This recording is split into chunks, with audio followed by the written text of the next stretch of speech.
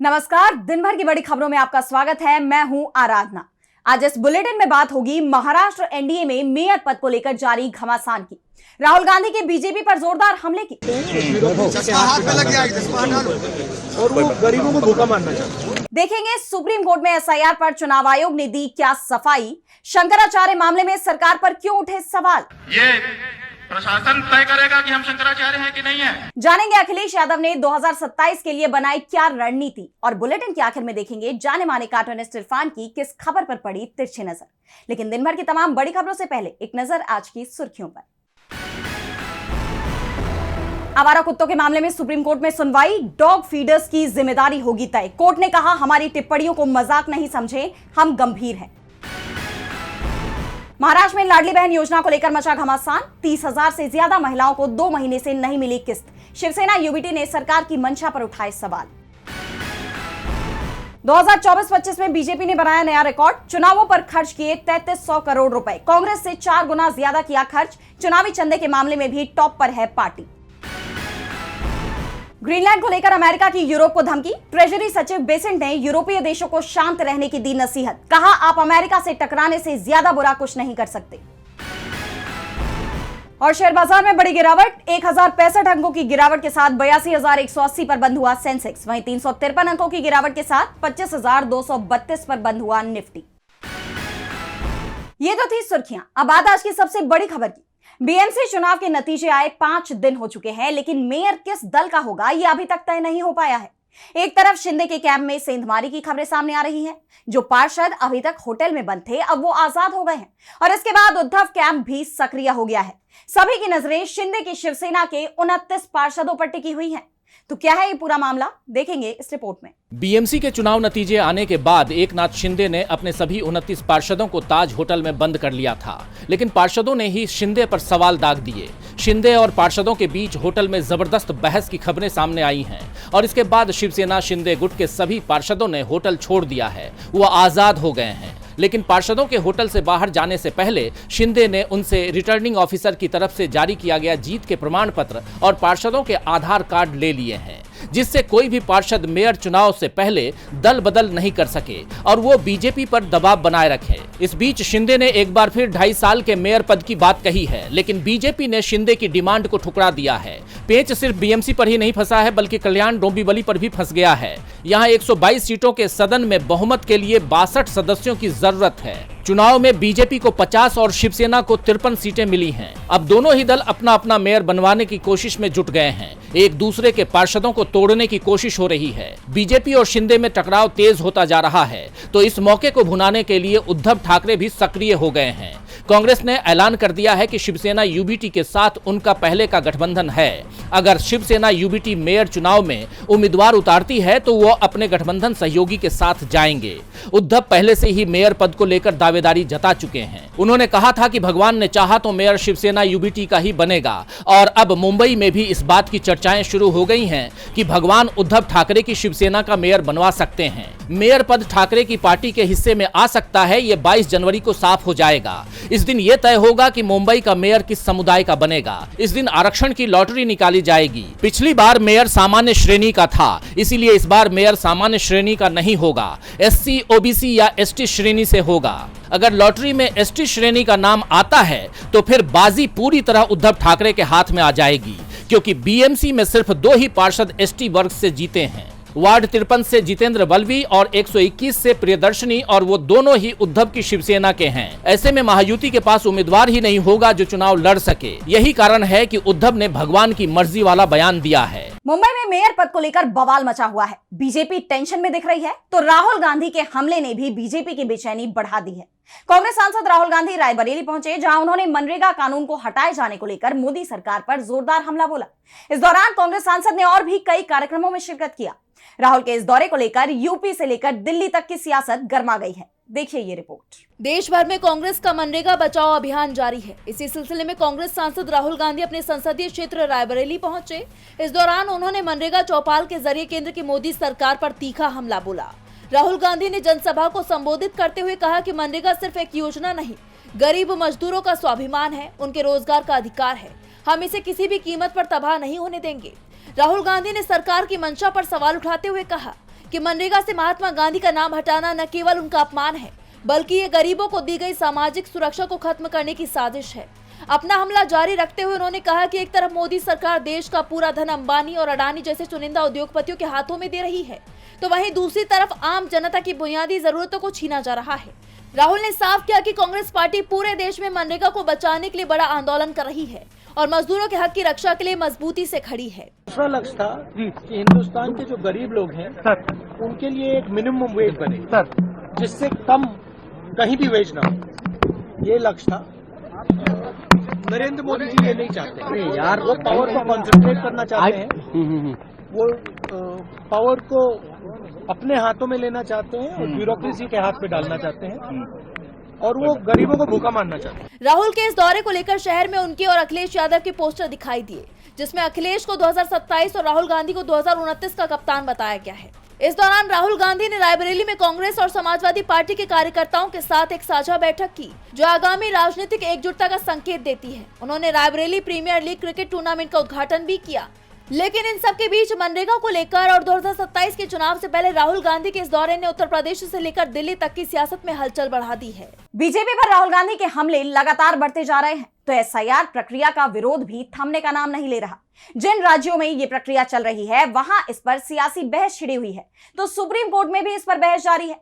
SIR के खिलाफ दाखिल याचिकाओं पर कोर्ट में सुनवाई हुई। इस दौरान चुनाव आयोग ने नागरिकता तय करने के अधिकार अनुच्छेद 324 और 326 का भी जिक्र किया। तो क्या कुछ हुआ कोर्ट में सुनवाई के दौरान, देखेंगे इस रिपोर्ट में। एसआईआर को लेकर चुनाव आयोग बुरी तरह घिरा हुआ है। इस प्रक्रिया के खिलाफ दाखिल याचिकाओं पर सुप्रीम कोर्ट में लगातार बहस चल रही है और चुनाव आयोग उस पर लगे आरोपों पर अपनी सफाई पेश कर रहा है।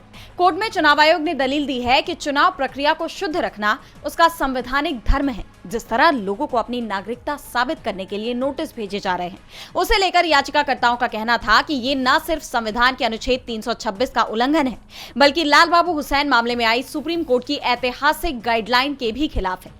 इसके जवाब में अब चुनाव आयोग की तरफ से पेश वकील राकेश द्विवेदी ने कहा कि अनुच्छेद 324 और 326 को धारा 19 के साथ पढ़ने पर यह संवैधानिक कर्तव्य बनता है कि केवल उन्हीं लोगों को नामांकित किया जाए जो नागरिक हैं। संविधान बनाने वाले भी यही चाहते थे।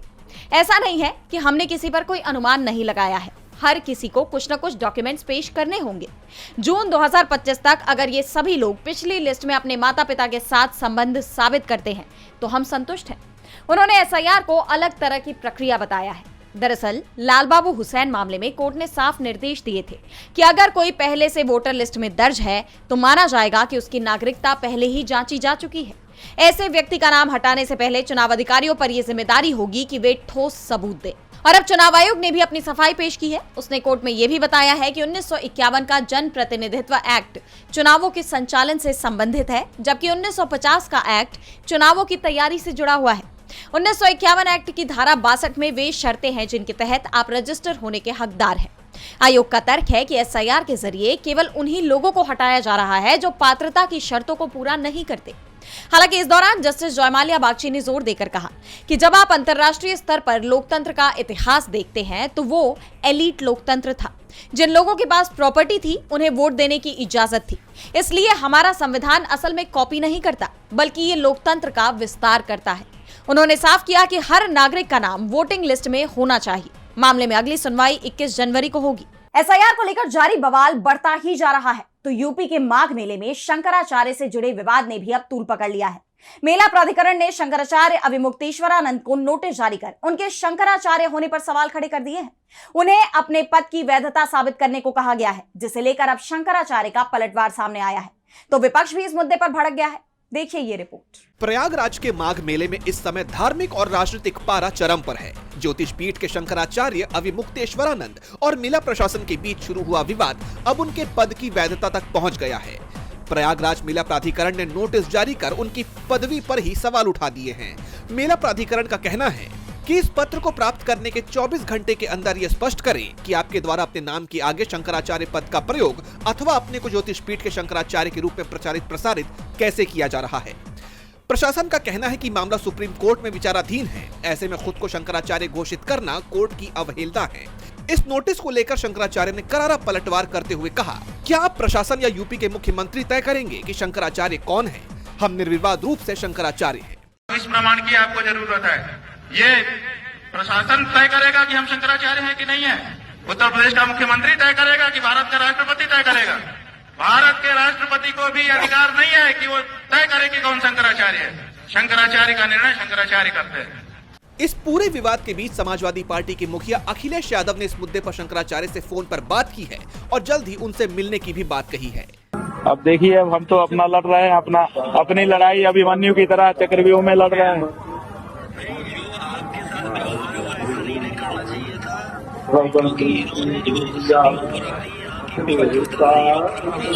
इस मुद्दे पर कांग्रेस ने भी प्रेस कॉन्फ्रेंस की। पार्टी के प्रवक्ता पवन खेड़ा ने कहा कि संत मठ वाले होते हैं, लठ वाले नहीं। ये लठ वाले हमारे हिंदू धर्म पर कब्जा करके बैठे हैं। जो अत्याचार उत्तर प्रदेश में आप पिछले 48 घंटे से देख रहे हैं, क्या ये कोई मठ वाला बाबा कर सकता है? संत मठ वाले होते हैं, संत लठ वाले नहीं होते। ये लठ वाले आकर हमारे हिंदू धर्म पे कब्जा करके बैठे हैं। माना जा रहा है कि शंकराचार्य के विरोध को विपक्ष का साथ मिलने के बाद योगी सरकार और प्रशासन पर दबाव बढ़ सकता है। अब इस मामले में आगे क्या होता है, ये तो देखना होगा। शंकराचार्य के मामले में सरकार पर सवाल खड़े हो रहे हैं, तो अखिलेश यादव ने भी सरकार को घेरने की पूरी प्लानिंग कर ली है। उत्तर प्रदेश में 2027 के विधानसभा चुनाव के लिए सपा प्रमुख अखिलेश यादव अभी से जुट गए हैं। इसी कड़ी में उन्होंने एक अहम बैठक की, जिसमें पार्टी के सभी सांसद मौजूद रहे। इस बैठक में कई मुद्दों पर विस्तार से चर्चा की गई, तो वहीं सरकार की नीतियों पर भी जमकर सवाल उठाए गए। तो क्या कुछ हुआ इस बैठक के दौरान, जानने के लिए देखिए ये रिपोर्ट। उत्तर प्रदेश में 2027 में विधानसभा चुनाव होने वाले हैं, जिसे लेकर राज्य में सियासी सरगर्मी तेज हो गई है। पार्टियां अपनी चुनावी रणनीति बनाने में जुटी हुई हैं। इसी कड़ी में सपा प्रमुख अखिलेश यादव ने लखनऊ सपा कार्यालय में एक बड़ी बैठक बुलाई, जिसमें पार्टी के सभी सांसद और राज्यसभा सांसद मौजूद रहे। बैठक में अखिलेश यादव ने सांसदों को 2027 के विधानसभा चुनाव में संगठन और पार्टी लेवल पर काम करने के निर्देश दिए। साथ ही जनता के बीच जाकर पार्टी के मुद्दों को उठाने की बात भी कही। तो वहीं एसआईआर को लेकर भी जमकर गरजे। जैसा कि आप जानते हैं कि एसआईआर को लेकर अखिलेश पहले भी कह चुके हैं कि इस प्रक्रिया में बड़े स्तर पर धांधली हो रही है, गलत तरीके से वोट काटे और जोड़े जा रही हैं।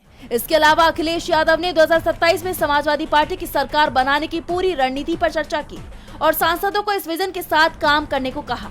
इस बैठक के बाद सपा सांसद अवधेश प्रसाद ने बड़ा बयान देते हुए कहा, पीडीए को मजबूत करना है और 27 में पीडीए की सरकार माननीय अखिलेश यादव जी के नेतृत्व में बनाना है, जिससे इस प्रदेश के किसानों का, इस देश के शिक्षकों का और इस प्रदेश के नौजवानों का भला हो सके।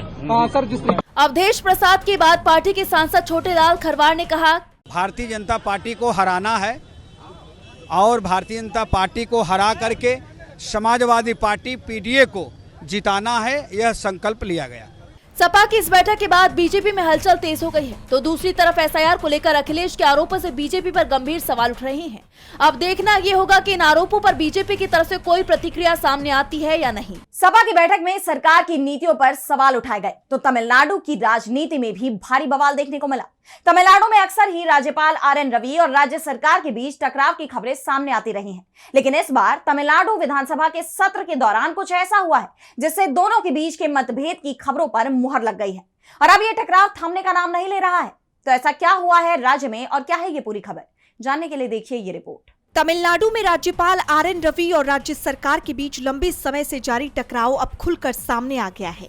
20 जनवरी को तमिलनाडु विधानसभा के सत्र के दौरान राज्यपाल और राज्य सरकार के बीच तीखी बहस देखने को मिली और बड़ा विवाद तब खड़ा हो गया जब राज्यपाल आरएन रवि ने उद्घाटन भाषण देने से पहले ही सदन से वॉकआउट कर लिया। राज्यपाल आरएन रवि ने आरोप लगाते हुए कहा कि मैं निराश हूँ, विधानसभा में राष्ट्रगान को अपेक्षित सम्मान नहीं दिया गया और कार्यवाही के दौरान मेरा माइक्रोफोन भी बंद कर दिया गया, जिससे मैं अपनी बात नहीं रख सका। बता दें, परंपरा के मुताबिक सदन की कार्यवाही शुरू होने पर राज्य गान तमिल थाई वल्थु गाया जाता है और आखिरी में राष्ट्रीय गान गाया जाता है, लेकिन राज्यपाल रवि ने इस नियम पर आपत्ति जताते हुए कहा कि राष्ट्रीय गान दोनों समय गाया जाना चाहिए। राज्यपाल के इस व्यवहार पर सीएम स्टालिन ने कहा कि ये बचकाना और लोकतांत्रिक परंपराओं का उल्लंघन है। जब राज्यपाल अपने संवैधानिक कर्तव्य का पालन नहीं कर सकते तो वो इस पद पर क्यों बने हुए हैं? ये राज्य के लोगों का अपमान है।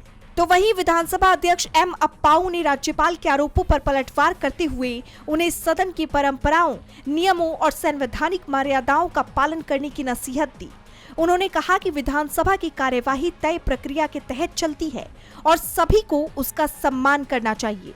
जैसे आप जानते हैं कि ये पहला मौका नहीं है जब राज्यपाल रवि और तमिलनाडु सरकार के बीच टकराव सामने आया हो। पिछले साल भी इसी तरह की एक घटना हुई थी जब राज्यपाल ने सदन से बाहर निकलते हुए गहरी पीड़ा जताई थी और आरोप लगाया था कि भारत के संविधान और राष्ट्रीय गान का अपमान किया गया। बता दें, इस वक्त विधानसभा चुनाव नजदीक होने के कारण मौजूदा सत्र को राजनीतिक रूप से बेहद अहम माना जा रहा है। विपक्षी दल सत्तारूढ़ सरकार पर गंभीर आरोप लगाने की तैयारी में है। वहीं मुख्यमंत्री एम.के. स्टालिन और उनके कैबिनेट सहयोगी विपक्ष के हमलों का जवाब देने की रणनीति बना रहे हैं। इस पूरे घटनाक्रम ने संकेत दे दिए हैं कि आने वाले दिनों में तमिलनाडु विधानसभा का ये सत्र बेहद तनावपूर्ण और राजनीतिक रूप से गर्म होने वाला है। तमिलनाडु के विधानसभा सत्र में हुए हंगामे की हर तरफ चर्चा हो रही है, तो सुर्खियों में इस वक्त बीजेपी के नए राष्ट्रीय अध्यक्ष भी बने हुए हैं। बीजेपी को अपना नया अध्यक्ष आखिरकार मिल ही गया। इस बार भी बीजेपी में अध्यक्ष पद का चुनाव निर्विरोध हुआ है। नितिन नवीन को निर्विरोध पार्टी का अध्यक्ष चुन लिया गया। उनके नाम का प्रस्ताव पीएम मोदी के साथ दूसरे दिग्गज नेताओं ने भी दिया है।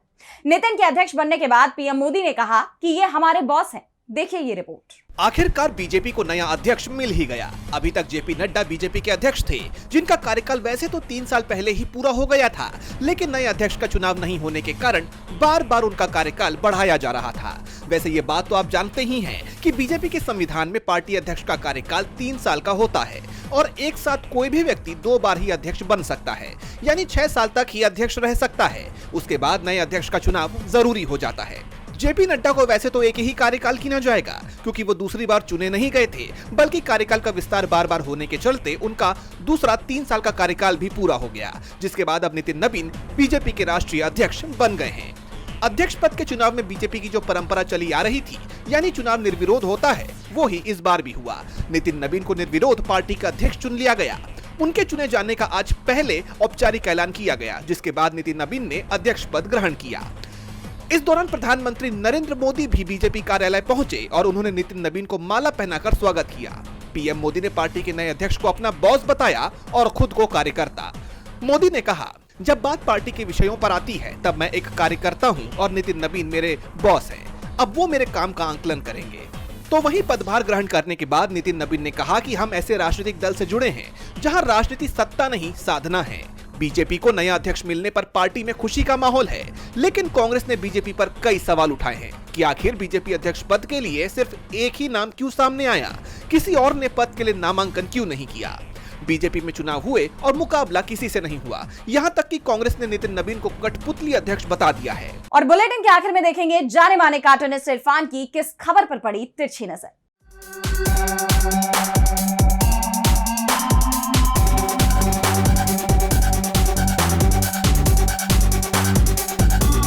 प्रधानमंत्री नरेंद्र मोदी में कई सारी खासियतें हैं, जिनमें से एक खास बात यह है कि उनमें एक अच्छा नेता के साथ साथ एक अच्छा अभिनेता भी है, जो समय समय पर बाहर निकल करके आता है, या कहना चाहिए सही समय पर आता है।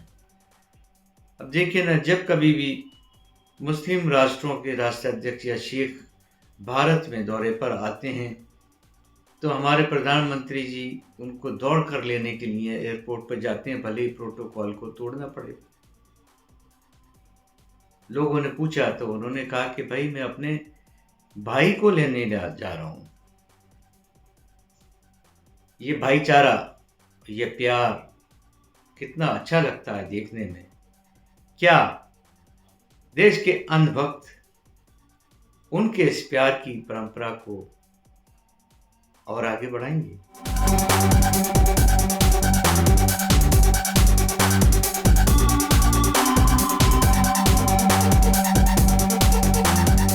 बहुत बहुत शुक्रिया इरफान जी। तो आज इस बुलेटिन में इतना ही। आप देखते रहिए डीबी लाइव। नमस्कार।